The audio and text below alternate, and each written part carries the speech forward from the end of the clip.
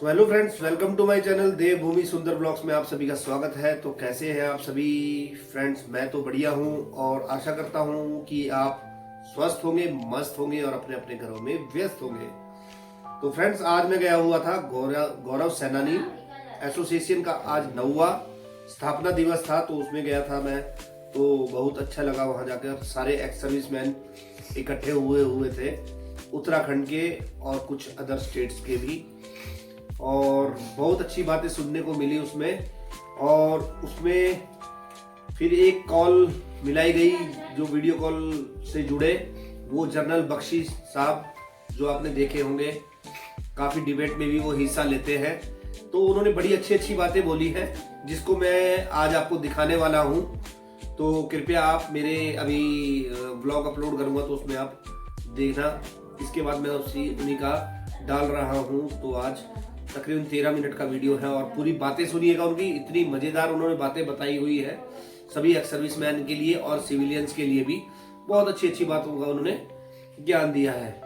तो और इस पुण्य देवभूमि में आप जो वीर भूतपूर्व सैनिक वेटरन्स बसते हैं, आप सबको मेरा सलाम। देखिए, हम सैनिक अपने देश की रक्षा करते हैं। बड़े विषम पर्वतों में रहकर, दूर प्रांत की सीमाओं में रहकर आपने और मैंने इस देश की रक्षा करी है, युद्ध लड़े, बहुत बहुत बलिदान दिए। और अब हम अपने जो कहा जाता है कि वानप्रस्थ काल में आ गए हैं, और वानप्रस्थ काल में समाज की सेवा की जाती है। मेरे बहुत प्रिय मित्र ब्रिगेडियर सर्वेश पहाड़ी गंगवाल, उन्होंने मुझे बताया है कि आप क्या प्रशंसनीय कार्य करते जा रहे हैं। आप लोग रिटायर्ड हैं, लेकिन आप लोग टायर्ड नहीं हैं, थके नहीं हैं। अभी भी अपने देश, अपने प्रांत, अपने पर्वतों की सेवा में लगे हुए हैं। अपने लोगों की जन सेवा में आप लोग जुटे हुए हैं।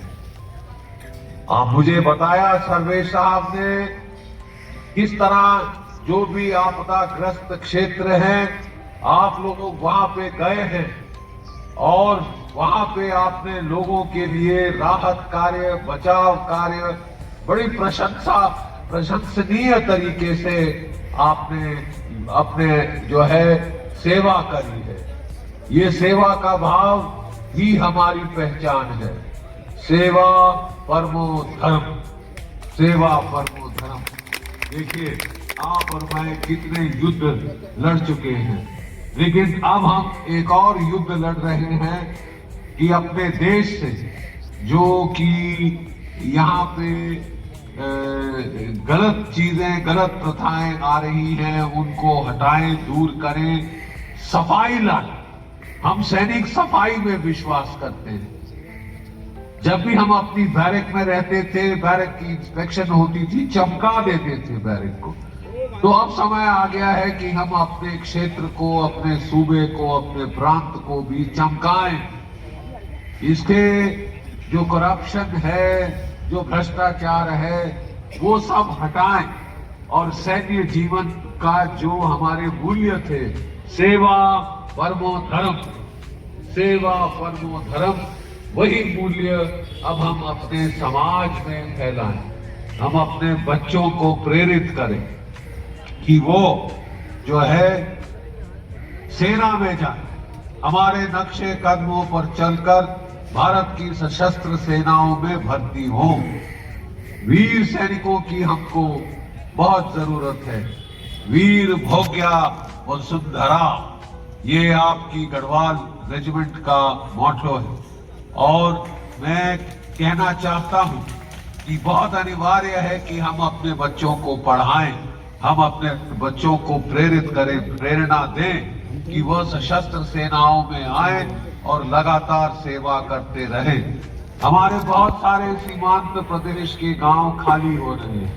ये अनिवार्य है कि हम वहां डटे रहें, उन्हें छोड़कर ना आए। वो हमारे पूर्वजों की विरासत है, वो अपनी भूमि से हम महरूम नहीं हो सकते। हम अपनी पवित्र पावन भूमि को छोड़ नहीं सकते। हमारे प्रदेश में पर्यावरण की कितनी भारी देन है, लेकिन हम देख रहे हैं कि कुछ वर्षों से हमारे पेड़ काटे जा रहे हैं।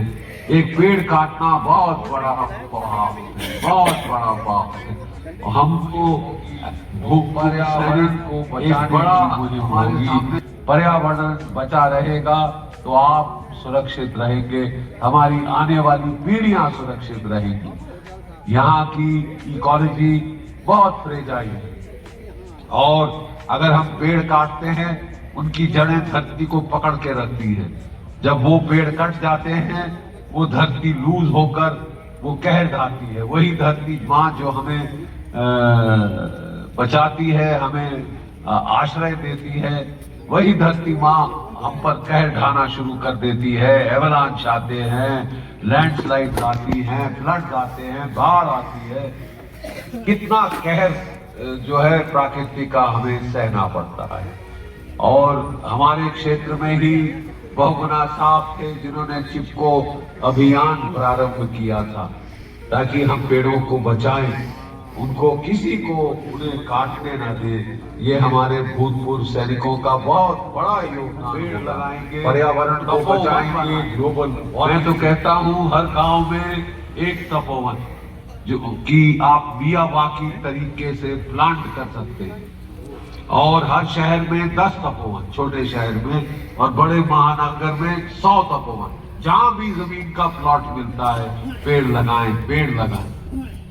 आपके पुत्रों के समान होंगे वो पेड़, वही संरक्षण देंगे। और फल वाले पेड़ हैं तो आपको तो नहीं, तो आपकी आने वाली पीढ़ियों को वो स्वादिष्ट फल, मीठे फल प्रदान करेंगे और अच्छी सेहत प्रदान करेंगे। तो ये मैं समझता हूँ आपके क्षेत्र में खासकर पर्यावरण का बहुत बहुत गहरा महत्व है, बहुत ही गहरा महत्व है।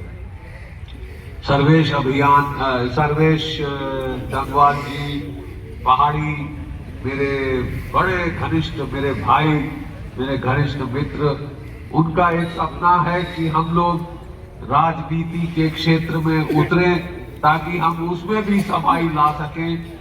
इसलिए नहीं कि हमें कोई ओहदा मिले, पर हम अपने देश की सेवा कर सकें, ऐसा उनका एक सपना है, एक स्वप्न है, एक उनकी सोच है। मैं इसकी सराहना करता हूँ, क्योंकि अगर आप कुछ बदलाव बड़ा करना चाहते हैं तो फिर राजनीति एक क्षेत्र रह गया है।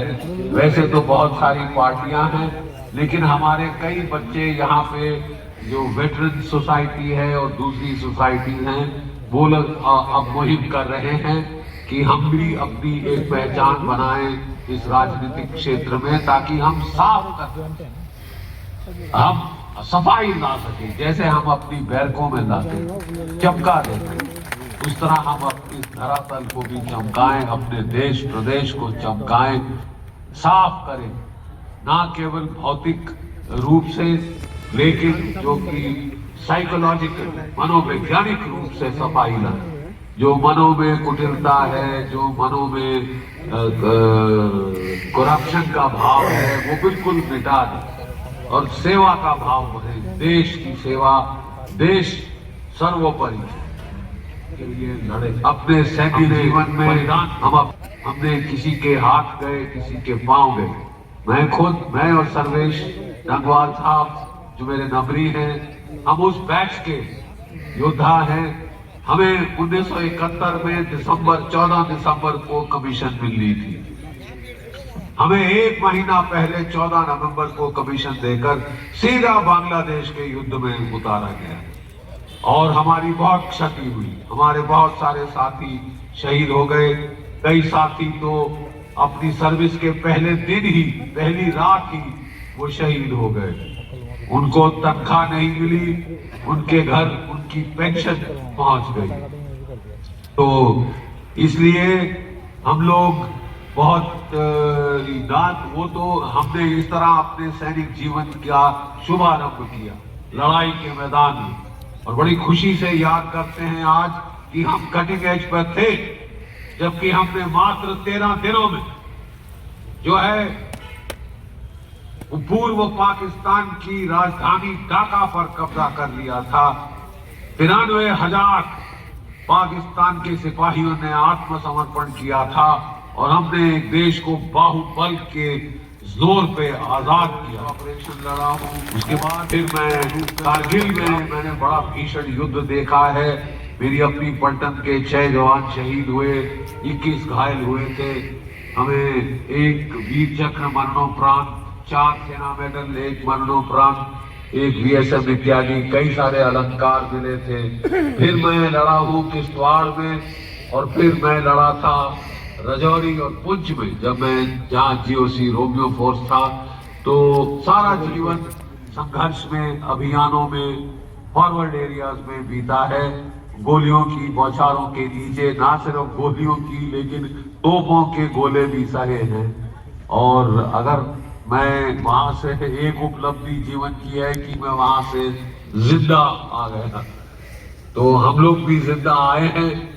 कुछ चीज के लिए ही हमें नियति ने ये जीवन दिया है कि इस काल में आकर देखिए, भारतीय संस्कृति के मुताबिक हमारे जीवन के 4 पहलू होते हैं, ब्रह्मचर्य, गृहस्थ। अब हम वानप्रस्थ के स्टेज में आ गए हैं, आप और मैं। वानप्रस्थ का स्टेज आ गया है, सफेद बाल हो गए हैं, लेकिन सेवा का भाव अभी सेवा सर्वोपरि। धर्म सेवा अस्माकम धर्म, यही जो है महावाक्य हमें अपना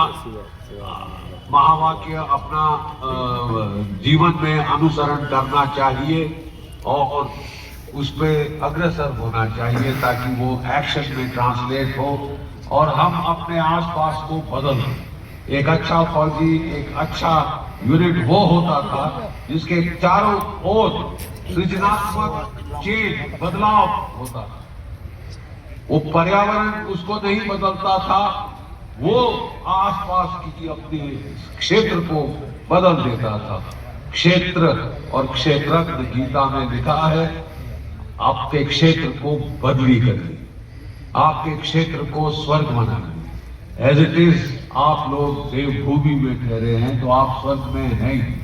ये स्वर्ग अब मलिन होता जा रहा है, ये स्वर्ग में प्रकृति का कहर आ रहा है क्योंकि हम कुछ गलत कर रहे हैं। तो ये हम सिपाहियों का, हम सैनिकों का सर्वप्रथम कर्तव्य है कि हम अपने पर्यावरण को बचाएं, उसका संरक्षण करें। मुझे पूर्ण विश्वास है कि जिस ज़ील से, जिस हिम्मत से आप लोग जुटे हुए हैं सेवा कार्यों में, जहां भी कहीं आपदा आती है आप पहुंच जाते हैं, क्योंकि वो सैनिक धर्म कि जहां खतरा है मैं वहीं जाता हूं, जहां कहर ढा रहा है मैं एक रक्षक के रूप में लोगों को प्रकट होता हूं। तो इस तरह का संसदीय कार्य आप करते आ रहे हैं। सर्वेश डांगवाल साहब ने, पहाड़ी साहब ने मुझे बताया है कि किस तरह से आप लोग इस मुहिम में जुटे हुए हैं। जो भी मुहिम आप अपने मन में जो शिव संकल्प करना चाहते हैं करें और उसको अमली जामा पहनाएं, उसको यथार्थ में बदली करें। यही एक सैनिक का कर्तव्य है। वो केवल प्लान नहीं बनाता, सपने नहीं देखता, उनको आंखें खोलकर सत्य में परिवर्तित करता है। एक बार फिर मैं बहुत आभारी हूं कि आपने मुझे अपने सम्मेलन में बुलाया, मुझे कुछ 2 शब्द कहने का सम्मान मेरे को दिया। मैं बहुत बहुत आभारी हूं। आप सबको मेरी ओर से बहुत ही प्यार और आशीर्वाद और मेरा जय हिंद, जय भारत, जय भारत। जय हिंद सर। हम सभी गौरव सेनानी एसोसिएशन के सभी पदाधिकारीगण, सभी गौरव सेनानी सदस्य, सभी उनके परिवार आज के कार्यक्रम में पधार